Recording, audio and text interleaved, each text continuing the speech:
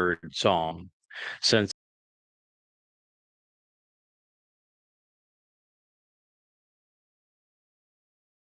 one in his second of three lives came as the Messiah, the Son of God, and returning King, to fulfill Pesach, Matzah, and Bikurim, so that we might live forever in God's presence, enabling the benefits of the Berith covenant. And in the midst of this, while speaking of this potential for reconciliation and redemption, we find Yahweh saying something that I have known for a very long time, and Israel needs to face.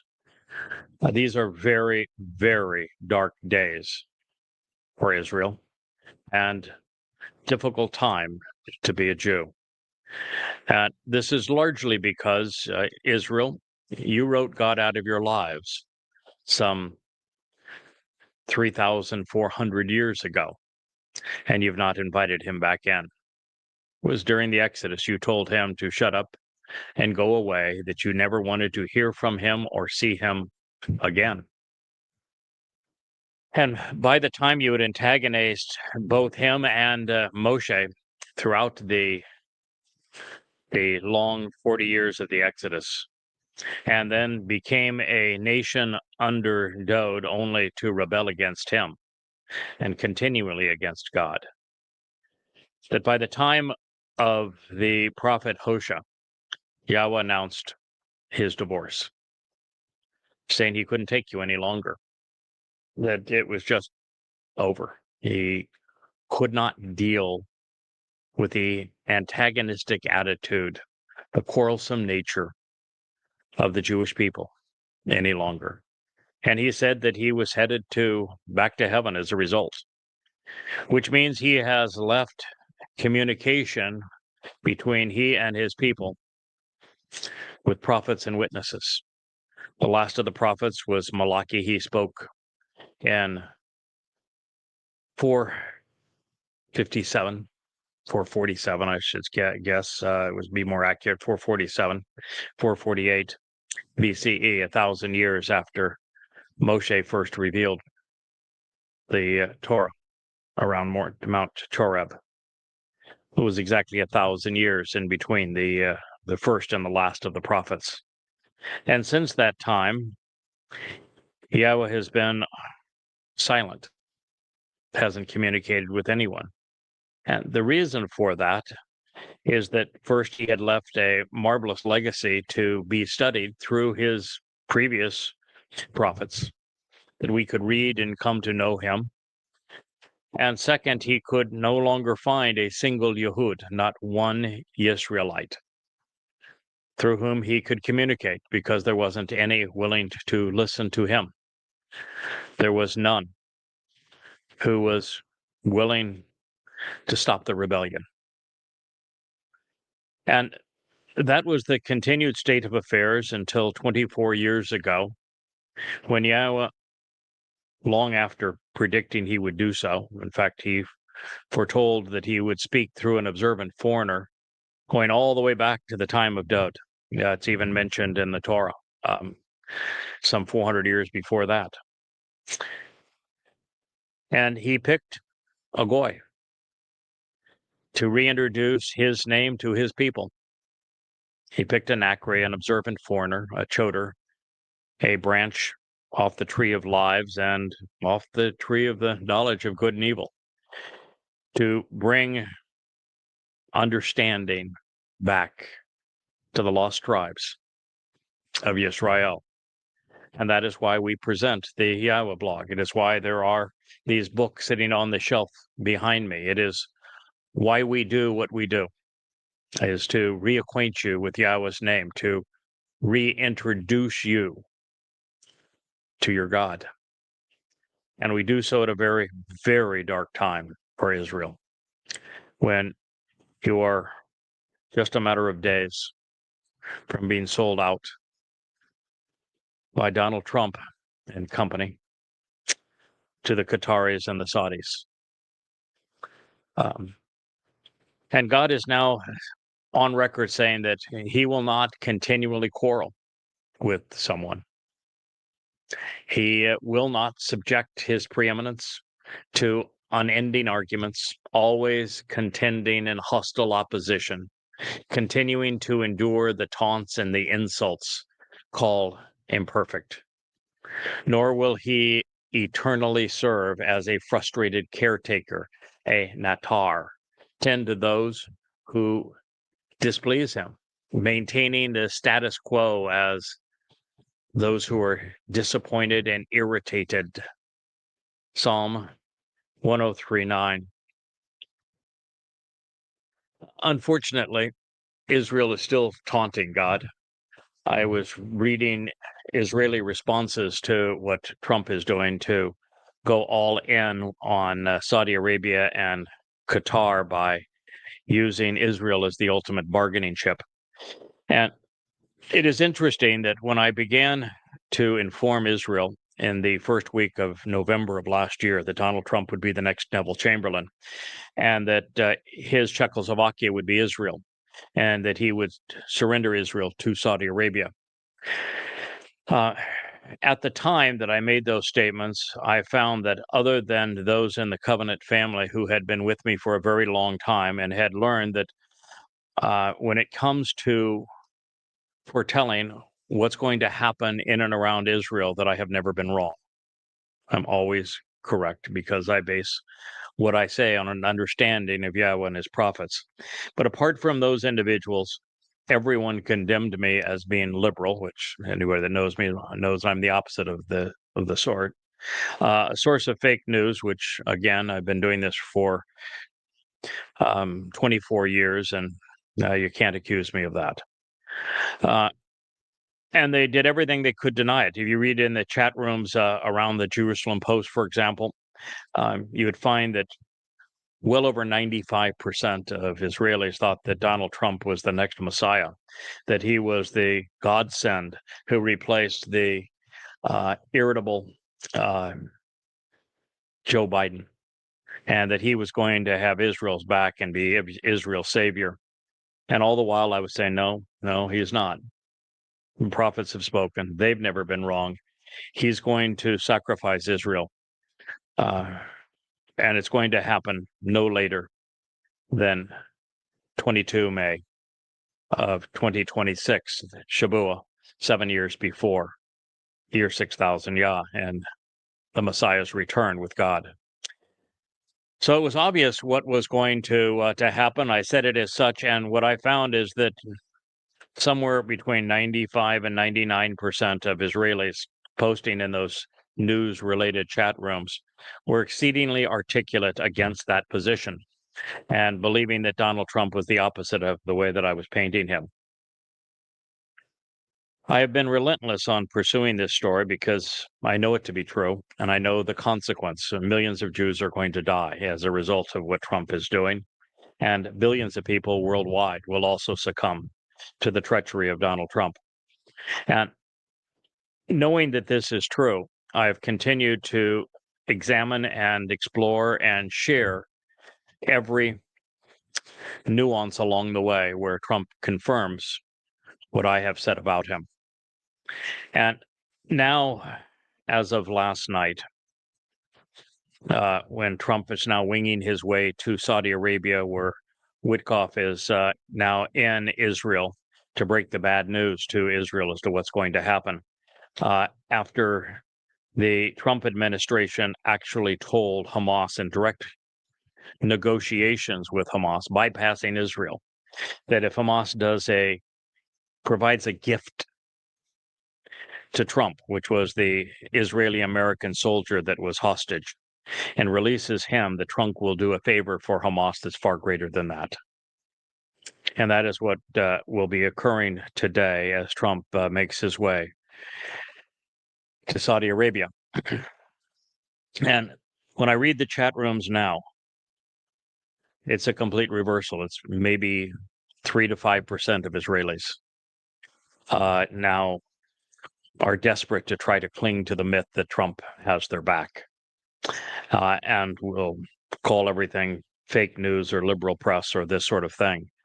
But 97% of the very articulate, passionate Israeli responders on the Israeli news sites now know what I've been saying for 6 months,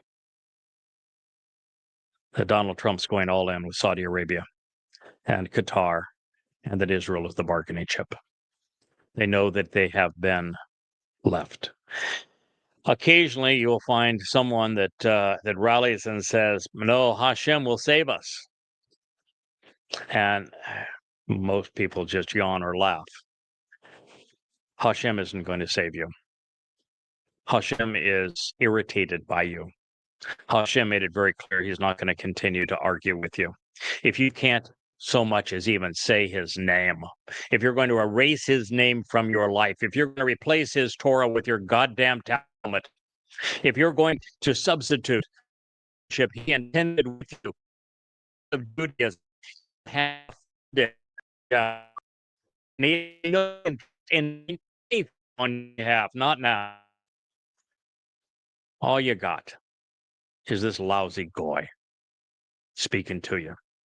He is now your best hope because he was called by Yahweh to knock some sense into your thick skulls, to get your attention, because God's not going to continue to argue with you. So I've been put here to be the one who is arguing with you, trying to get your attention, trying to break through that thick skull of yours, because you've been hard-headed, stiff-necked, and irascible for 3,400 years.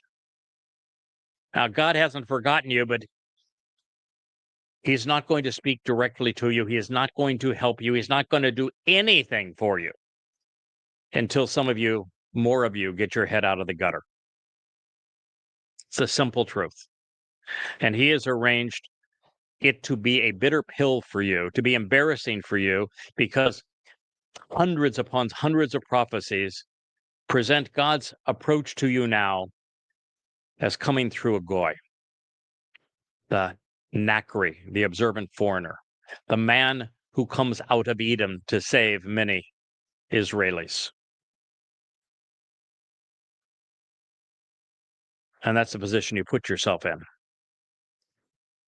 Today was a particularly robust day for me on Facebook and X. X is a swamp of anti-Semitism. I despise the place with a great passion. We do live stream to it. I do post on it, try to get people's attention on it. Everyone on X is frustrated because Elon Musk and Donald Trump are both being bribed by the Qataris and the Saudis. And their algorithm shut down anyone who will tell you the truth about what's going on.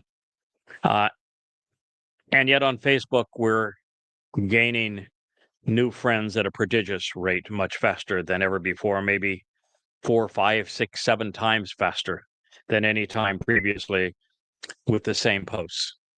So there is hope to break through and get Israel's attention, and that's why we're doing these programs. I am speaking for Yahweh, the God of Abraham, Yishak, and Jacob, the God of Israel, the only God, the God of the Torah, the God of the prophets, who chose Yisrael to be his people, but unfortunately his people, Yisrael, did not choose him in return. And we need to change this because the day is coming very quickly where we'll enter the time of Israel's troubles. And it begins on Shabuah, 22 May of 2026. And by that time, there will be a state of Islamic terror carved out of the heart of Israel. And the next 10/7 is not only going to be at least 100 times worse, with 100 times to 1,000 times more jihadists flooding into Israel. They're not just going to come from Gaza and the southwest of Israel. They're going to come from the east. They're going to come from the north. They will even come into Israel on ships from the west. They will come down through Syria, even from Turkey, from Iran, from Iraq, from Jordan, from Saudi Arabia, from Egypt, from Lebanon. And they will flood into Israel, according to the prophets, in great numbers, but this isn't the worst of it. I wish it was.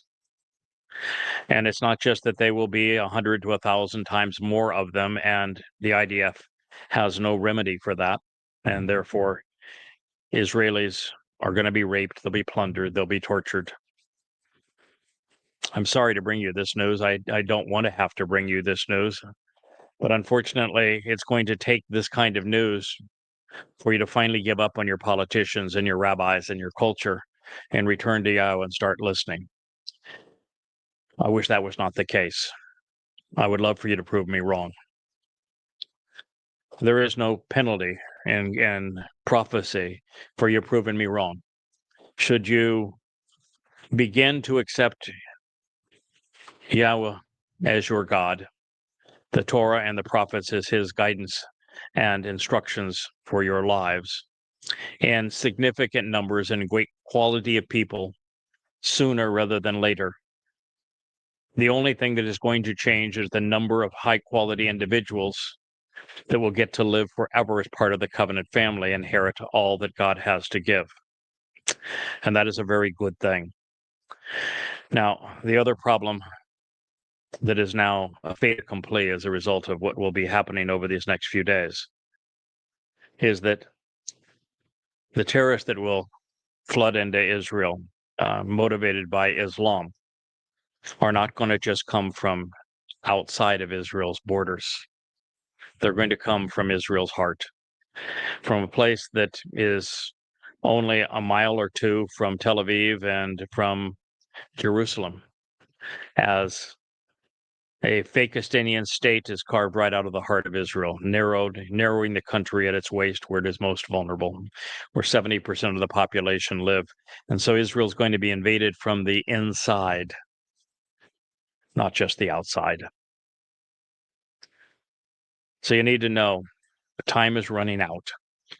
We specifically spoke last night on a 2-hour program on Chakma Choder, revealing the prophecies and making sense of them for the first time ever on Zechariah 6, explaining the purpose of those 4 spiritual chariots, the red, black, white, and dappled, telling you exactly what each of them was going to accomplish, when they would fly, and how you can be on the positive outcome regarding them.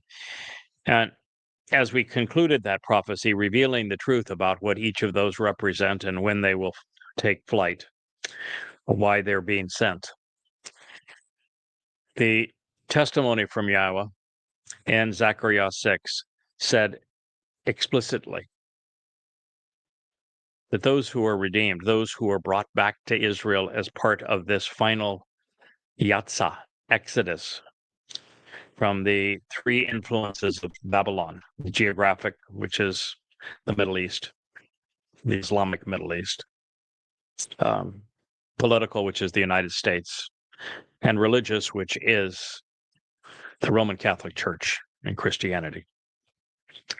That as you are brought out of these places and brought back to Israel to benefit from the sacrifice of the red heifer, who is not a girly cow, but man. He is the man from Edom.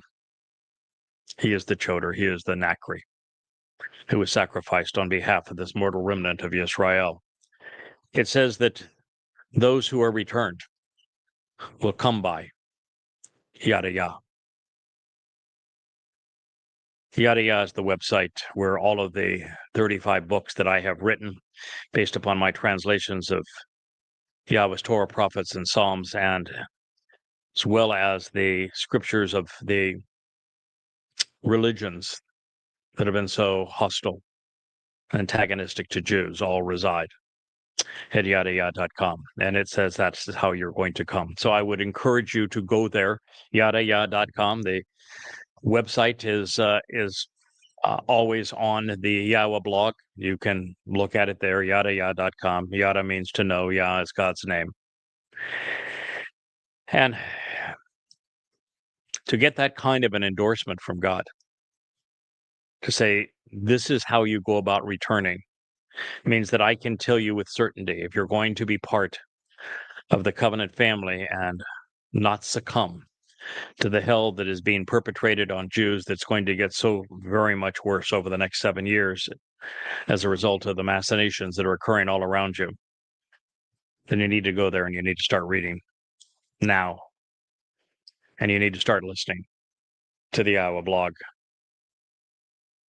So even though it's going to get far worse before it gets much better, the time of quarreling with YAHOWAH is over. God has no interest in, nor does he have any motivation to, subject his preeminence to an unending stream of cantankerous arguments, nor subject his magnificent character to insults, which is what the religious have done with the counterfeit of his beloved son, whether it be Bar Kokhba with Rabbi Akiba or Jesus Christ with the Rabbi Paul, or the horrific myths attributed to Dawud in the Islamic Quran as they were sold to Muhammad out of Talmud readings and then twisted. God doesn't need to be insulted this way. He doesn't need to have his name trashed. He doesn't need to have his reputation destroyed by the likes of the idiots and parasites parading around as Haredim and ultra-Orthodox Jews. He doesn't need the Netanyahus to trash his reputation. He doesn't need Israel to be a house divided with the progressives on one side and the parasites on the other. If you're going to survive Israel, you're out of options, apart from listening to what I have to tell you about God.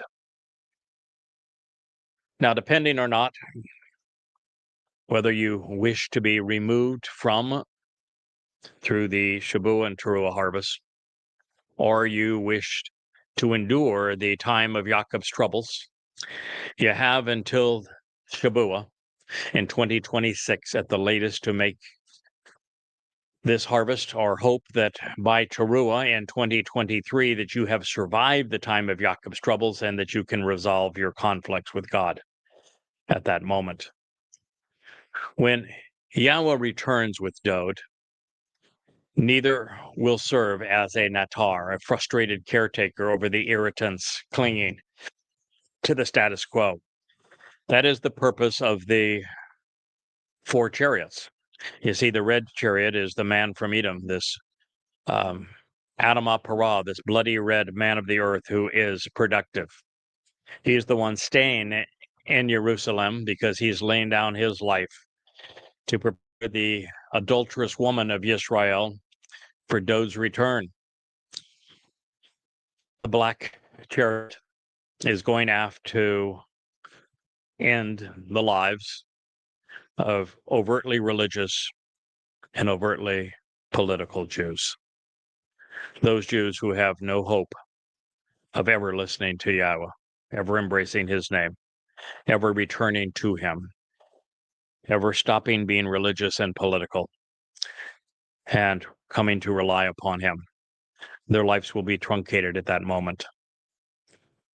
The white chariot is designed to return every potentially receptive Yehudim and Israelite the world over, based upon their DNA, whether they know they're Jewish or not, but based upon their DNA, every non-overtly religious and political, non-conspiratorial, non-anti-Semitic Jew in the world at that moment will be brought back to Israel, to a place where they can stand along the rise of the Mount of Olives and witness the grand spectacle that Eliah will be orchestrating over the body of the sacrificial victim of the Adamah Parah. There will be a dappled chariot, a spiritual chariot, and then we'll go and procure the Goyim, who are not religious, who are not political, who are not conspiratorial, who are not anti-Semitic, who have never misled anyone, whose aptitude and attitudes are useful to be the workers of the millennial Shabat. And that would comprise those 4 spiritual chariots. So you need to know This is your future should you not choose to join us now. Beyond the fact that you will be part of the Towrah harvest, well, even before that, the Shabuah harvest, if you respond now and accept Dod's sacrifice, fulfilling Passover, unyeasted bread, and firstborn children in year 4000 Yah, 33 CE.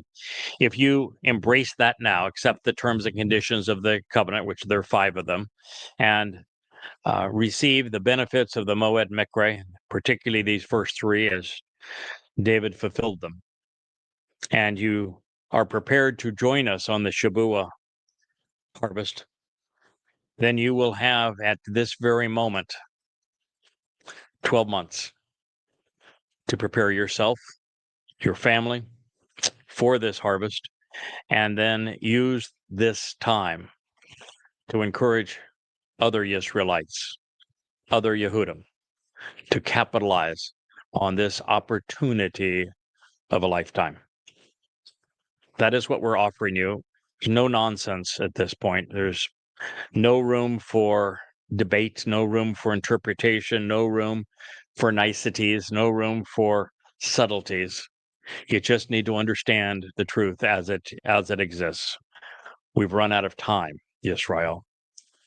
I have 12 months to salvage as many Yisraelite and Yehudim souls, along with the Goyim who are listening to this message, who want to embrace Israel's right to exist, who are willing to accept Yahweh as God and Dod as the Messiah and his son.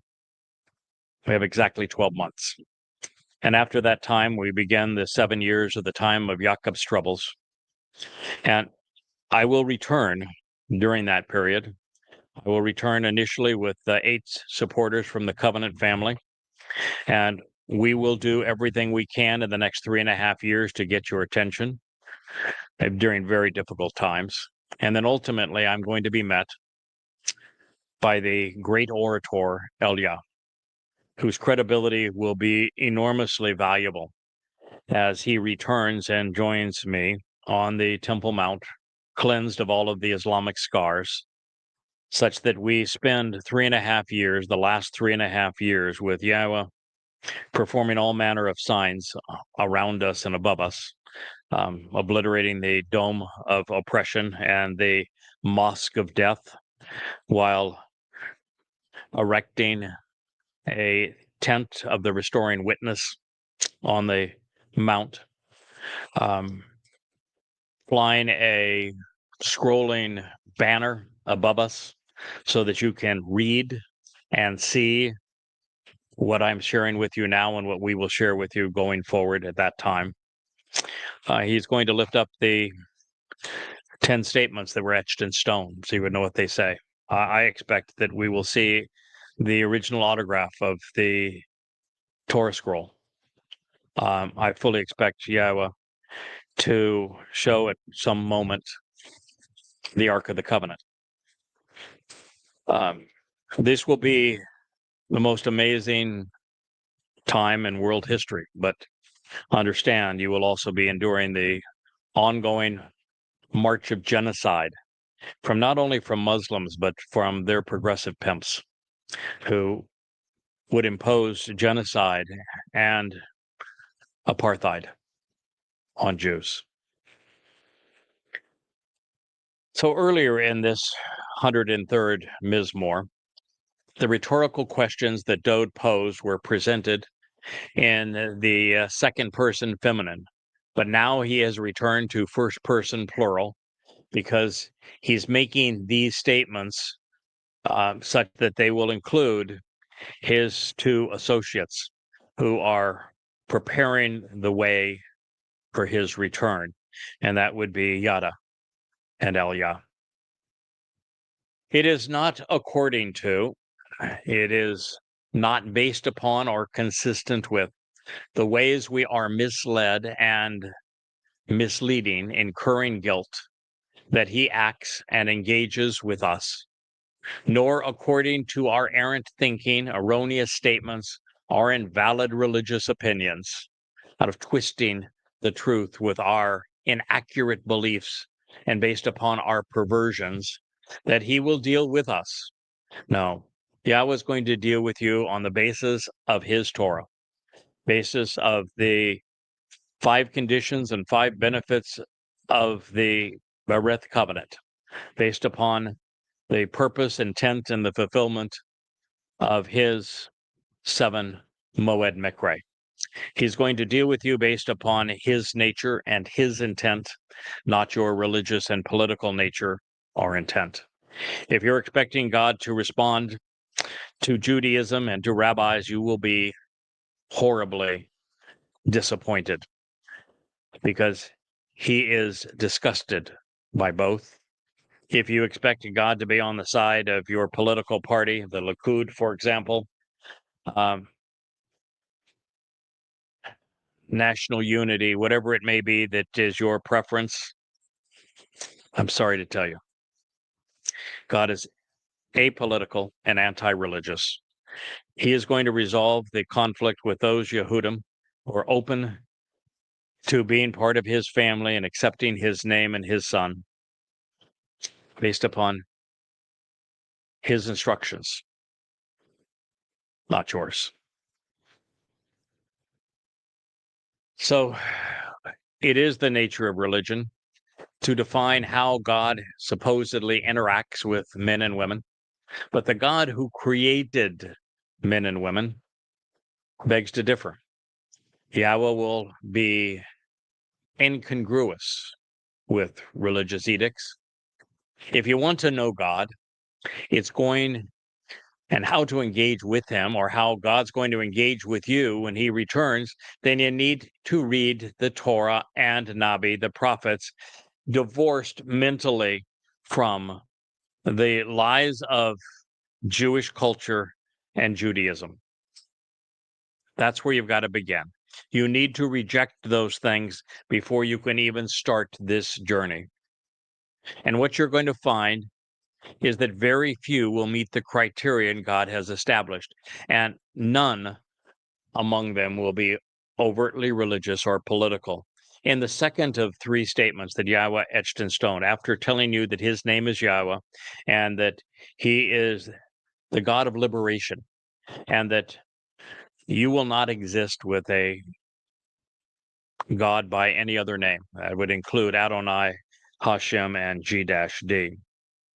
He then goes into a whole diatribe about telling you, don't be religious. Don't be around religious images like the so-called Star of David. It's not Star of David. It's the Star of Bar Kokhba, the false Messiah. It was the star that you were subjugated under and abused and murdered. Do not buy into any of the symbols of rabbinic Judaism or even Israeli patriotism. That he doesn't want you to be in the synagogue or to be around any religious influence of any kind. He then concludes the second of the 3 statements on the first of the 2 tablets by telling you that fathers corrupt their sons to the 3rd and 4th generation, because they teach their sons to be religious, and then they in turn teach their sons to be religious. And he actually goes as far as to say that thousands will receive his mercy as a result of accepting the terms and conditions, closely examining and carefully considering the terms and conditions of the covenant relationship. Well, overall on the planet, thousands amongst billions would be 1 in a million. The numbers are going to be better among Yehudim. It will be thousands of Yehudim. I'm expecting that thousands of Israelites and Yehudim will accept the offer to be harvested in the wheat's harvest on Shabuah, and that thousands, I think it will be 7,000, that will agree to be gleaned in the olive harvest, which is an all-Israeli harvest, on Towrah.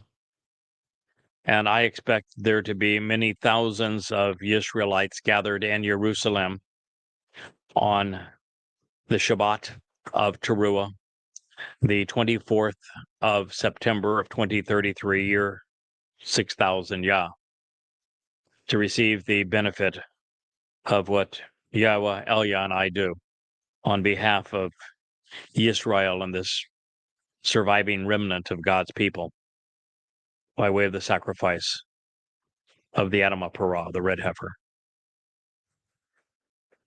So that is your future, should you choose to participate in it. So there is something marvelous being suggested. God is going to deal with us, but not based upon what we have said or done, but instead predicated upon what he has said and done and what his son has accomplished.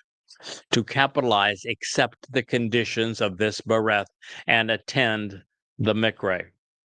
This mizmor began by telling you that it was about Dod David. And then it continued by saying that God was doing marvelous things as a result of the greatest admiration and respect that he had for Dod's nefesh soul. And that the redemption of Yisrael is predicated upon their response and their reverence and respect for the soul, the nefesh of Dod David. And then it continues by saying that God's not going to quarrel with you forever. Well, his biggest quarrel with you isn't actually erasing his name, although that is gargantuan. Because the third statement etched in stone says he will never forgive anyone who negates the value of his name. So that is a litmus test that is a hard stop that says if you're not willing to accept and use Yahweh's name, you have no place in heaven, no place in his family, that you cannot be saved. In fact, you have guaranteed that you will not be saved. But his biggest quarrel isn't actually his name. His biggest quarrel is his son and how Jews have denied him. The prophets are clear that Dod told you exactly when he was going to arrive in Jerusalem in year 4000 Yah 33 CE to fulfill Pesach Matzon Bakodim, explaining everything through the revelations in Daniel 9. And then he, 1,000 years before he endured crucifixion, he explained that he would die his body would die as the Passover lamb in fulfilling Pesach by way of crucifixion, writing a first-person account, a first-person witness of crucifixion and how it kills 700 years before crucifixion was even invented. He told you he was going to do these things, and you ignored him, and you rejected him, and you still don't accept it.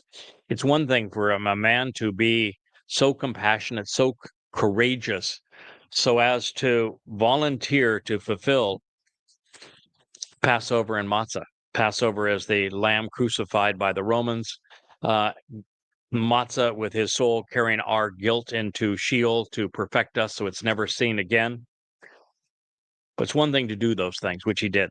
It's another thing to have to endure the fact that his own people have denied him and denied themselves of the sacrifice he made for them. This is the greatest quarrel that God has with his people, because Dod is God's beloved son, his chosen one. So Dod's next three sentences, or the next three sentences spoken of Dod, should this have been Nathan being inspired by Yahweh to write about Dod, tell us the story of God's love for his children and what father and son have done and will do to keep us together. They speak of love beyond our comprehension, of mercy so far-reaching our rebellious nature becomes as distant as light is from darkness, as 7 dimensions are from 3, and as different as the sun is from the black hole of Sheol. It begins and reads, indeed, key, as a way of branding, truthfully, surely, just as, ka, similar to, comparatively, the heavens and spiritual realms are elevated in scale and dimensions beyond our comprehension. Gaba, Shamayim, the universe is bigger than what we can envision and towering. I'm smiling because just in the last month, as a result of the photographs of the James Webb telescope, we have learned that the universe is vastly larger than we could have previously imagined, and that it is dimensionally very different than what science has previously thought, that it is older than what was previously conveyed, that there wasn't one big bang, but big bangs everywhere and simultaneously. So the universe is towering so far beyond what we even thought. And we had already reached the point of perceiving the universe as being 93 billion light years across. And it turns out now that it's the same dimension for everybody, no matter where they might be in this universe. And that it is very, very different than what was perceived. So God is saying here, the universe is bigger than we can envision. It's kind of funny with scientists now, astronomers scratching their heads saying, boy, we got all of this wrong, didn't we?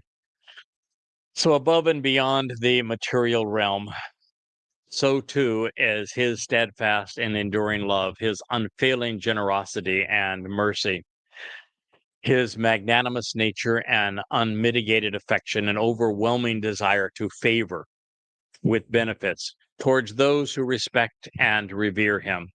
And that is the bottom line, my friends. This is Mizmor Psalm 103:11. If you are going to be among those God's favors, if you're going to be among those he shows his compassion and affection and love, the first step in that direction is to respect him.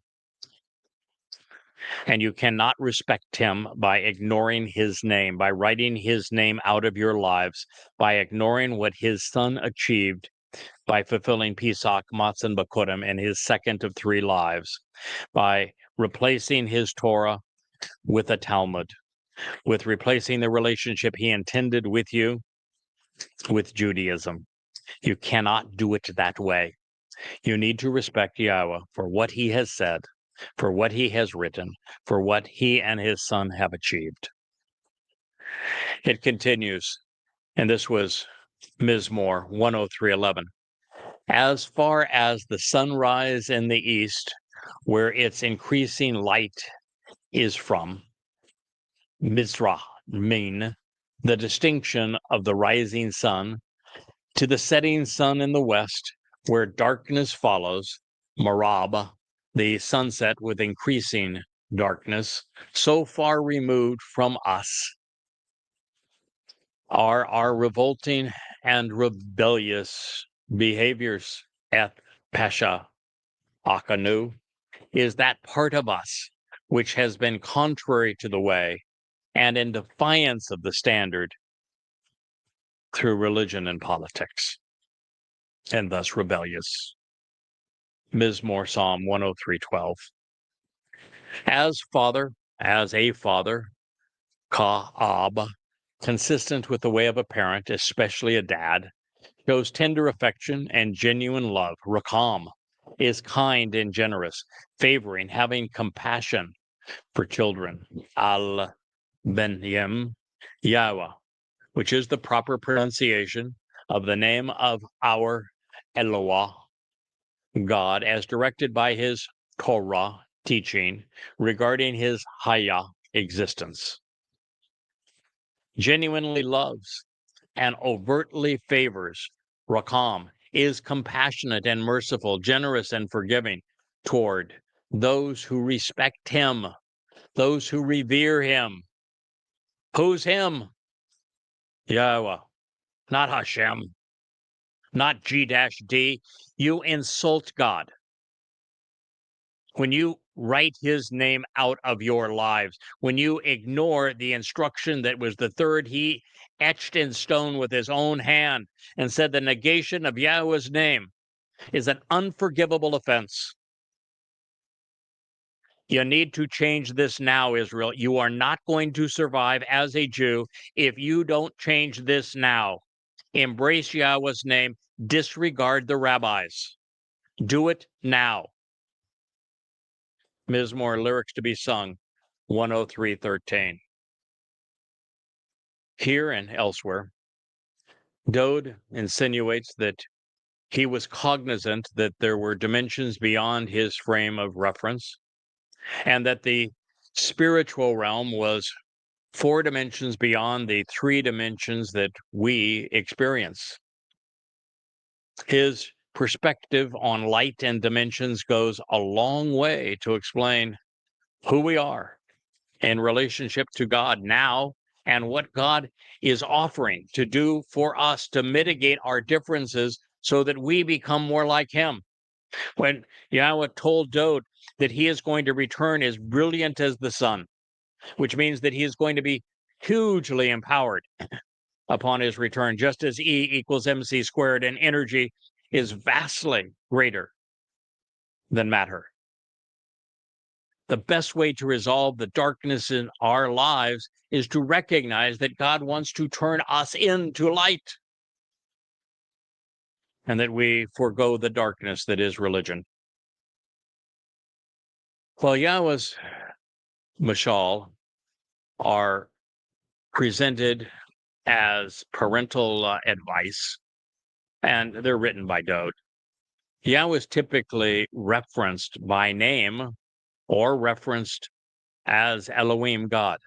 But here he is presented as our Father, because it best describes the kind of love and the kind of relationship, the kind of guidance, the kind of uplifting and support that Yahweh is offering to those who come to him, who reach up their hand to grasp his, who accept him as their Father and allow him to protect us, to enrich us, to support us, to teach us, to empower us, to enable us. And of course, this Mizmor, the 103rd Psalm, is about Yahweh's great love and respect for Dode, his beloved son, whom he relates to as a father. 3 times, Yahweh tells us that Dode is his son and that he is his father. And yet in Rabbinic Judaism, they deny that God can have a son. And yet Yahweh says 3 times, I'm his father, he's my son. Never says this of pretend son of God, Jesus, but he says it 3 times regarding Dode. By the way, he never refers to pretend Jesus as a Messiah or a Christ either, but he calls Dode his Messiah 3 times as well. Oh, by the way, how many lives did Dode live, or will Dode live by the time that he returns 8 years from now? 3.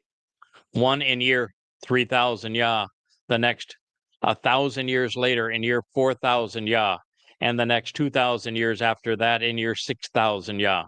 3,000 Yah, 4,000 Yah, 6,000 Yah, all right on the dime, or shekel, as it might be.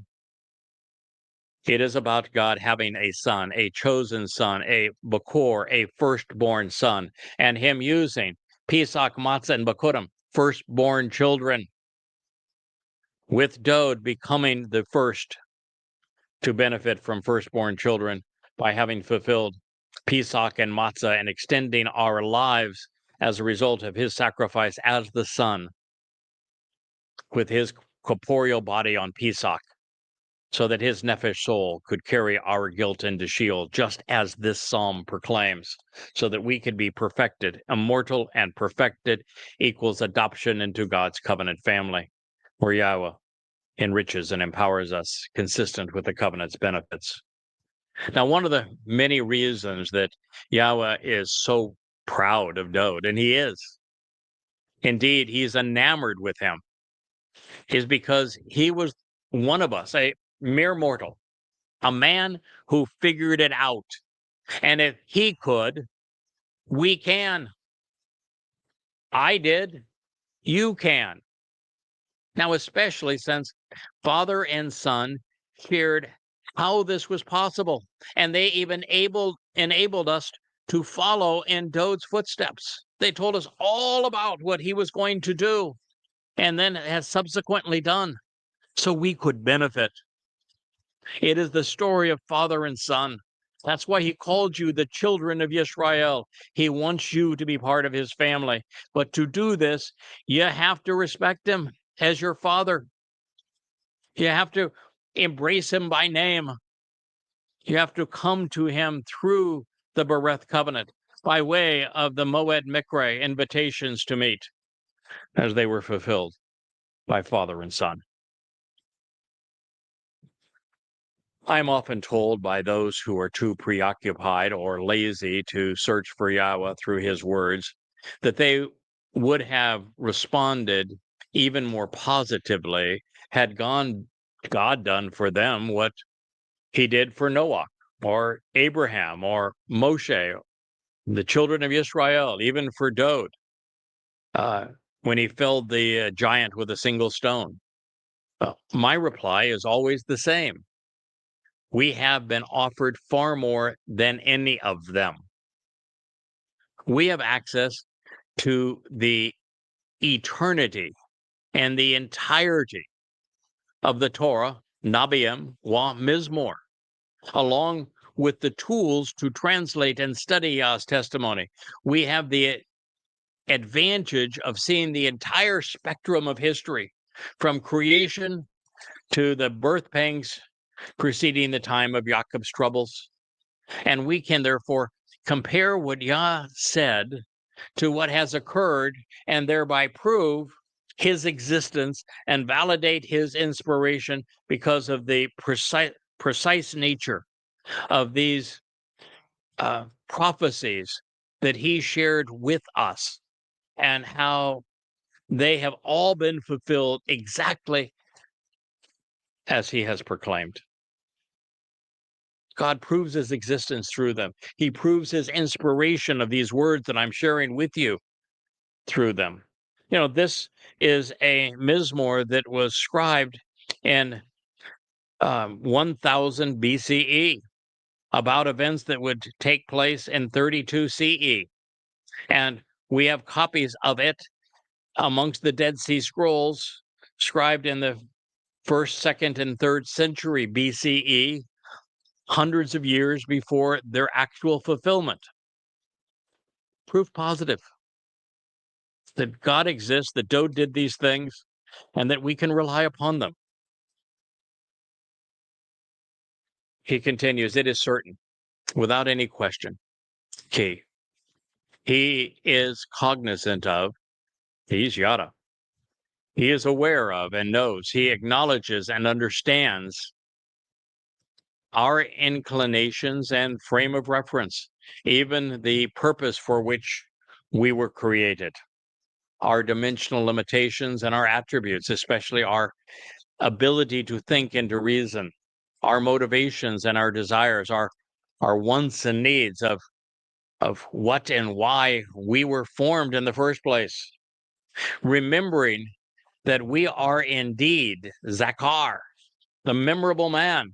And here it's Yada is the memorable man, if you want to take these words quite literally. And this next word, afar, tells you to take Yada as the memorable man quite literally, comprised naturally in this case, even as a physical being in your presence.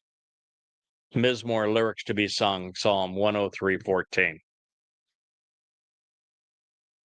Now, God is energy, and we are matter, although his Ruach, which he supplies the 7 Ruach of Yahweh to enable the Choder, the Nakri, the man from Edom, to do as instructed, as foretold. And so for us to benefit from a relationship with Yahweh, to live in his presence, it is incumbent upon Yahweh to do as he has promised through the covenant and to empower and enrich us, taking us from our limitations of physical bodies trapped in time as they are and disintegrating over time to energy-based beings, and the conveyance of our personality, our attributes, our every aspect of what makes us unique and special is all tied to the conveyance of and the upgrade of our nephesh soul. It is our souls that are the beneficiaries of everything that Yahweh is offering and providing. So God as energy, we as matter, come together when God infuses us with his light, with his energy, empowering and enriching us. And should we be surprised that this is he's capable of doing this? We ought not be, because it was Einstein, a good Jewish lad, that was able to demonstrate to us that energy and matter are really the same thing. When God created light, he also created matter, because energy and matter are the same thing. They're just different amounts of the same thing. Energy becomes matter when organized correctly. It's just that you have to multiply matter times the square root of the speed of light to be equal to the same amount of energy. And so God is taking us through that equation, multiplying who we are and the essence of our nephesh souls by the speed of light squared, to enrich us, to empower us. So it's Einstein's equals MC squares, in which matter must be multiplied by the square of the speed of light, which is 2.99 times 108 meters per second, thereby differentiating our capabilities by a factor of, 89, 874, 044, 000, 000 to 1. That is, I think, 89 trillion. Let's see, the next would be billion. The next would be, nope, it's 89. What's after a trillion? Is it gazillion? I don't know. But how about 89,874 trillion to 1? This is, I thought I had a decent vocabulary, but what happens when you go beyond trillions in in all of this? So this is an extreme equivalence, and it lies at the core of what God has promised to do to enrich and empower, to enlighten us as his children. And it's all calibrated on our interactions, such that he values those of us who come to value him. And this will determine who's in that white chariot, who comes back to Yisrael, who receives the benefit of the Adamah Parah, the sacrifice of the red heifer, who will be part of that Shabuah harvest, who will join the benefited of the Israelites during the Towrah ingathering. This is what is being offered to us. We become a stream of light from earth to the heavens as we benefit from this transition. So with these insights shared for our enrichment, we are now confronted with something quite remarkable. Just as Dode, and I'll stop here just for a second. Occasionally we have a very loud truck with horrible gearing. This is a very primitive island that we live on. I enjoy the primitive nature of the island, but they haven't yet invented a truck on this island that's capable of operating at decibel levels that don't pierce the ear, and we just had one that went through. So occasionally our idyllic existence in paradise is pierced by the incompetence of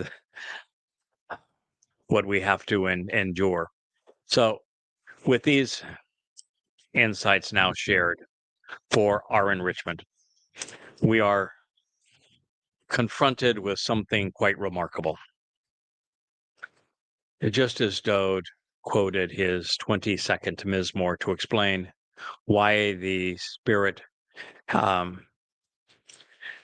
why Yahweh had to abandon him, the Spirit actually went with him, but why Yahweh had to separate himself from him for his nephesh and the ruach to carry our guilt and to take it into Sheol with the spirit of Yahweh protecting Dod's nefesh and then releasing him from Sheol. And the 22nd Mizmor, this is explained to us that Dod's nefesh soul suffered this after his Bashar body was crucified by the Romans. And so this is a fairly important insight into the fulfilling of Pesach leading to Matzah in 33 CE, that we're now coming to the realization that Yahweh actually drew, and this is amazing, inspiration from Dod. When he answered Yashayah's question in the midst of his prophetic portrayal, encouraging us to get ready for his return. Now, I say this specifically because Yahweh paraphrased Psalm 103, 15 through 16, in the midst of what is now Yashayah 40, when providing a comparison between the fleeting nature of man's accomplishments with the enduring character of his word. And this is actually surprisingly common. What we have recently found is that Dod's depiction of the Choder, and particular his Chakma, his Bien, his Gabora, his Bin Yata, were all presented in a mashal that Dod wrote sometime prior to year 3000 Yah, and that it was 350 years later, it was picked up by Yashayah in the 11th chapter of Isaiah. So we find Isaiah very often being inspired by the things that Dod wrote or were written about Dod. And this is one of those examples. So while we do not know if Yashayah quoted from Dod's Mizmor in recognition that Yahweh had inspired them both, or if the repetition found in Yashayah 40 is the result of Yahweh inspiring his prophet to reaffirm the lyrics ascribed to his beloved son, and that it had been written 300 years earlier. Yahweh clearly quoted this Mizmor about Dod. And if the lyrics of Dod's songs are good enough for God, well, they're certainly sufficient for us. So let me share this with you. We've reached the hour point in our program, so we are nearing the conclusion of this episode 5 of the Voice, and we will move inside. I want to share with you later today the very, very sad news regarding the United States and Israel relative to the sacrifice of God's people and his land to the Muslims that have sought their destruction. So this is an exceedingly sad time, but I need to take the time to advise Jews in Israel of what's happening and why. So it reads, mortal man's enosh, human beings, days, yomim, hu, duration and time are like ka, can be compared to an abode of dried grass, chasir, dwelling like brown hay, needing water to live and to grow. We'll have to check in a moment to see if Yahweh if Leah just walked through the scene. I think she just did, not knowing that she was, well, for now the second time, Leah has been caught by the Yahweh blog camera that never blinks. So thank you, Leah. Like the flowery nature of an engraved plaque on a shining memorial, the tits, an ornamental trophy which blossoms with a beautiful written inscription or dedication memorializing some achievement in the open and broad way, ha-sadeh, of the way which is spread out far and wide. It therefore reflects the light and the scene around it. Kanyeretz, it can give the impression of being brilliant and even flourish for a while, blossoming so as to appear awesome and grand, glistening like the reflection in a mirror. Yet truthfully, when the spirit, the ruach of Yahweh, passes over it, then it is no more. And its place is no longer recognizable or remembered. Mizmor lyrics to be sung, Psalm 103:16. Humans have this tendency to memorialize their perceived greatness, or their sacrifices. You know, you look at Washington, D.C., and there's a shrine to Abraham Lincoln, a temple to Thomas Jefferson, an obelisk to George Washington. There is a memorial wall to those who died making a bad situation worse because their government led them astray in Vietnam.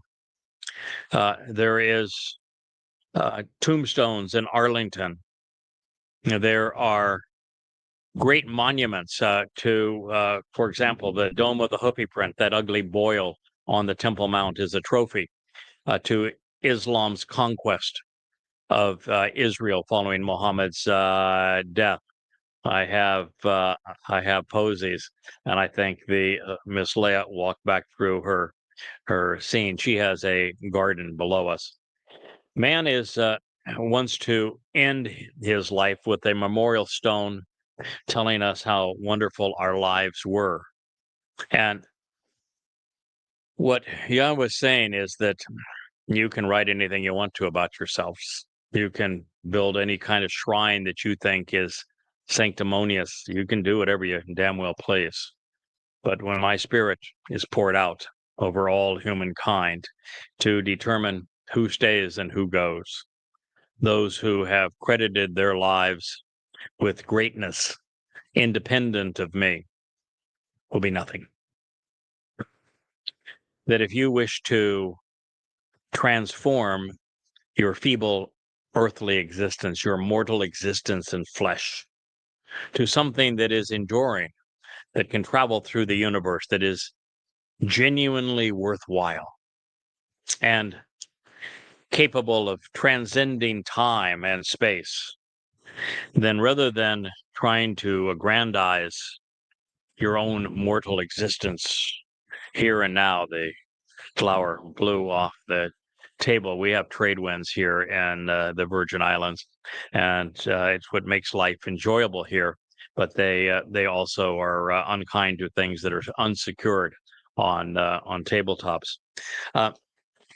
So God is just quite saying, if your memorial is going to be written by you, if you're going to aggrandize human achievements, then know that they mean nothing in the end, and that when the Spirit is released to either end lives or restore them, they will be no more.